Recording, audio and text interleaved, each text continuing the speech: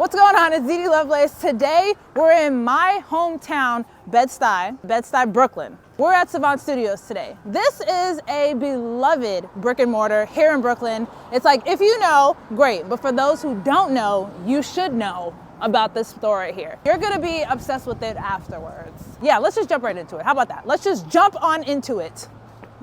Yo, what's up? Is Brooklyn in the house or what?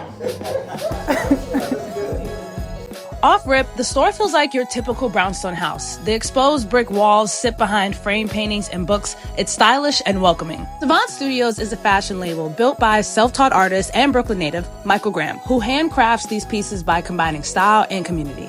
I like to think. I like things that are smart.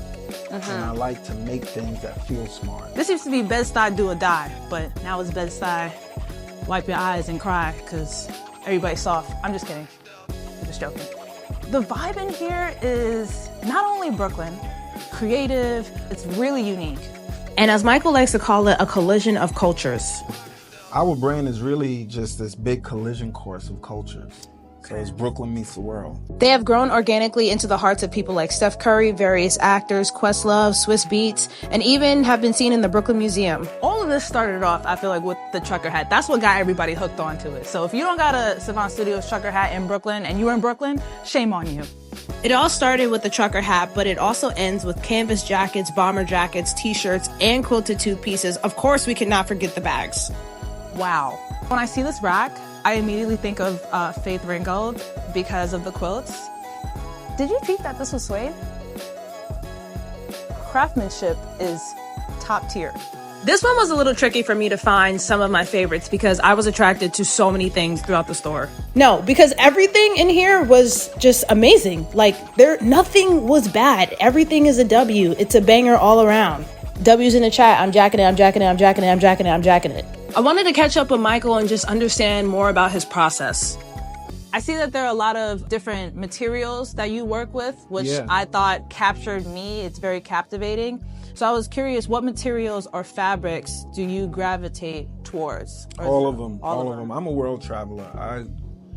I rub shoulders with all cultures, and so I'm always pulling fabrics from whether it be Africa or South America or even Scandinavia. You do a great job at balancing it all. Yeah, like really. What was your first introduction to art, fashion? I was introduced to jazz music. There we go. Because all of the album covers just had the most interesting black men I'd ever seen. Like, just how they presented themselves spoke volumes to me. And that's, you know, you can find that DNA in our work right now.